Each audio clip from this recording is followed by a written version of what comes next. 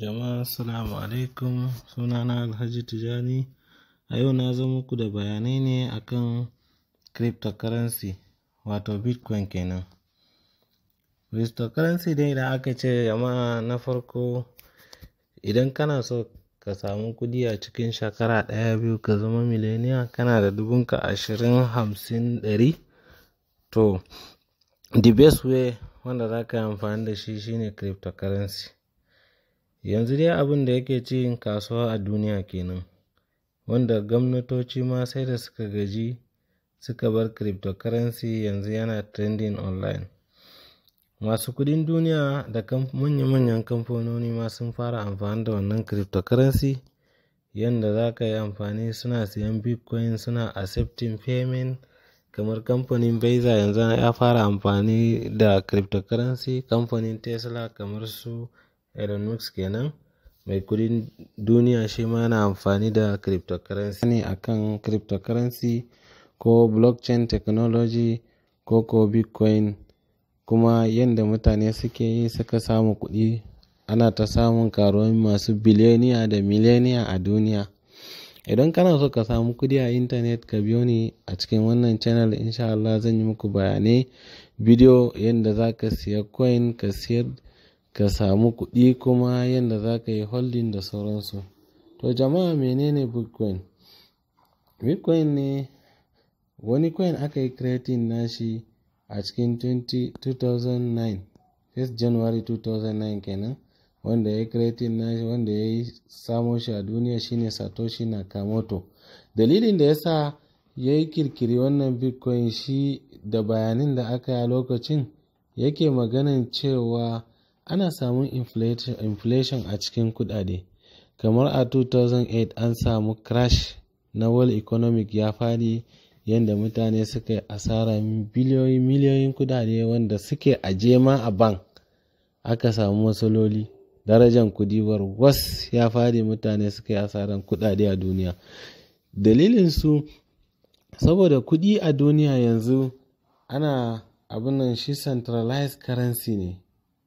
To yanzu wannan ɗin fa, wannan decentralized cryptocurrency ne, ba wai kudi ba ne a hannu.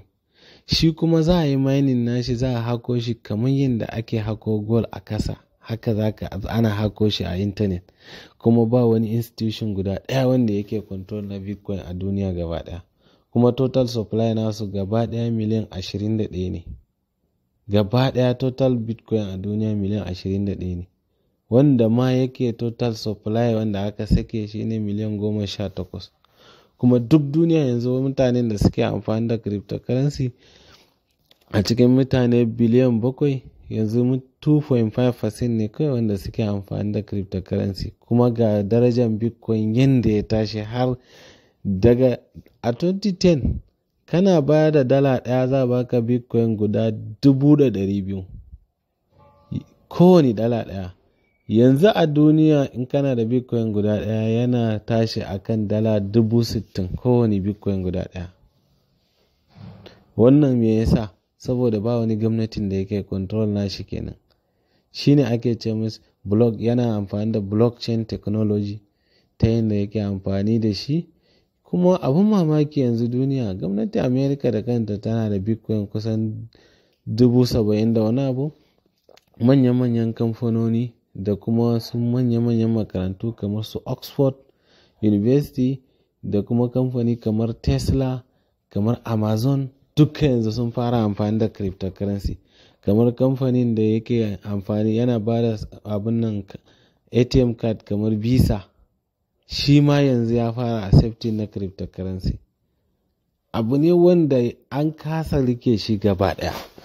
Kuma duk wani bayanin da zan yi muku, zan bar link din a description na bidiyon din. Idan kuna clicking, za ku shiga ku ga duka wani bayanai akan waɗannan abubuwa din.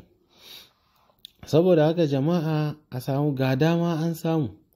Duk wanda yake da niyan samun kudi a internet, to ya shirya, ga kudade insha Allah. Mai rabo kan zai samu iya abin da zai samu, na yadda zai rufa asirin shi, ya samu abin yi, wanda ma kuma ga hanyar halal ne. Saboda manya-manyan malamai ma sun yi bayanai akan menene bitcoin, kamar Dr. Zakir Naik da Sheikh Yasir Kadi da manya-manyan malamai sai da suka yi bayanai akan cryptocurrency da kuma bitcoin musamman.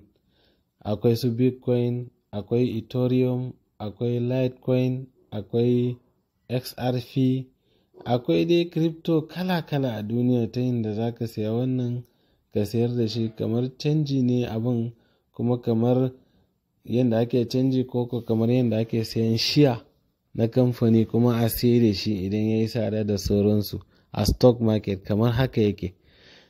Amma shi decentralized ne. Menene decentralized? Decentralized za ka san shi ne idan ka san centralized. Centralized ma'ana kamar central bank kenan, wanda yana controlling na kuɗi, wanda zai buga kuɗi ya ce balun shi kaza, wanda za a buga figo a ce kuɗin ma yanzu ba amfani da shi, an mai da shi figo, yadda gwamnatoci suke amfani suna control ɗin, ana warwashin kuɗaɗen mutane a je a yi zamba da sauran da abubuwa dai kala-kala yake faruwa akan centralized kuɗi. To wannan decentralized kuɗi ne. Kawai dai abin da ake bukata da kai ka san yadda za ka siye shi, wani irin wallet za ka yi amfani da shi, ka siya ka siyar ka samu riba da sauransu, kai holding, idan ya tashi ka siyar ka siya abin da za ka siya a rayuwanka.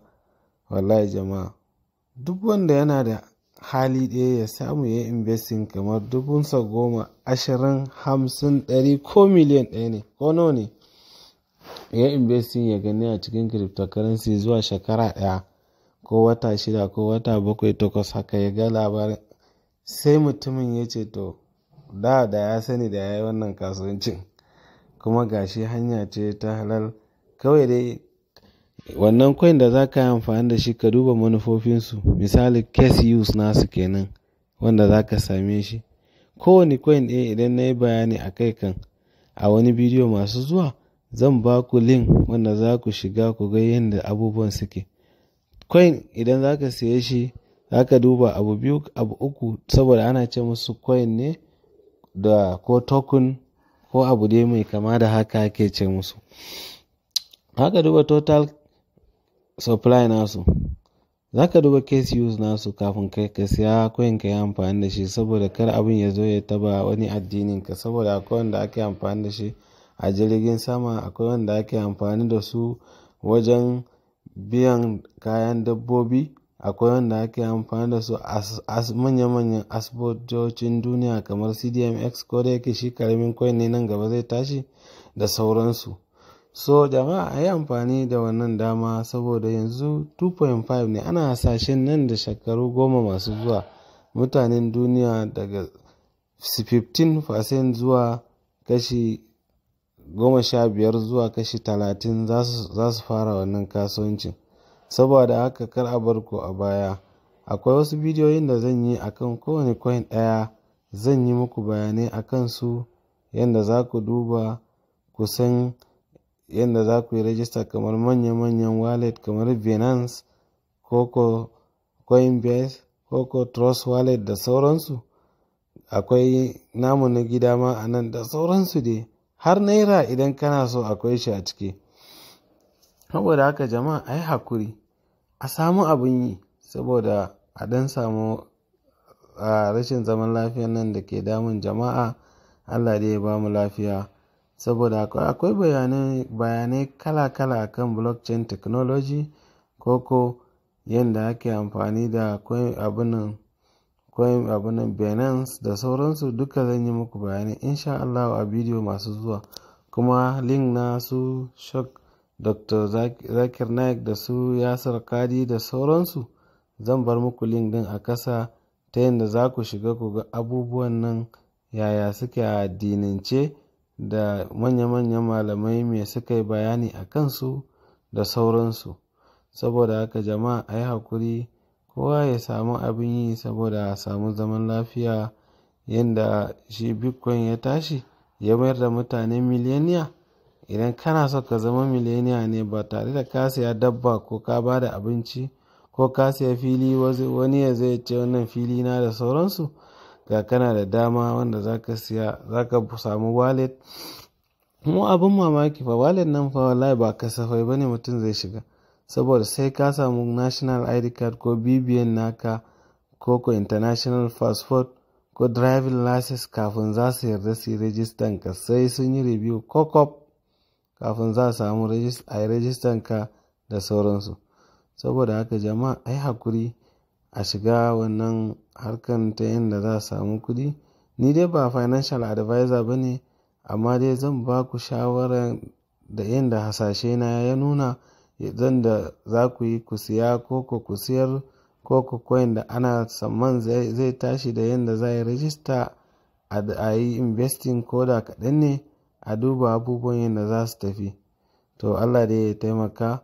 Wassalam, sai a bidiyo na gaba. Duk wani link da za a yi duba wasu abubuwa ko a kan Bitcoin ɗin ko a blockchain technology da su Satoshi Nakamoto da sauransu, duk zan bar link ɗin a kasa saboda ku shiga ku duba da kanku, ku yi bayanai, ku ga bayanan da aka samu akan wannan abubuwa da kuma yadda suka tashi da sauransu da yadda malamai suka yi bayani. Allah ku yi liking, ku yi subscribing a channel ɗina. Insha Allah za ku samu bidiyo wanda ma ya fi waɗannan ɗin da sauransu insha Allah. Allah dai ya nuna mana alkhairinsa, Allah ya ba mu alkhairinsa. Wassalamu.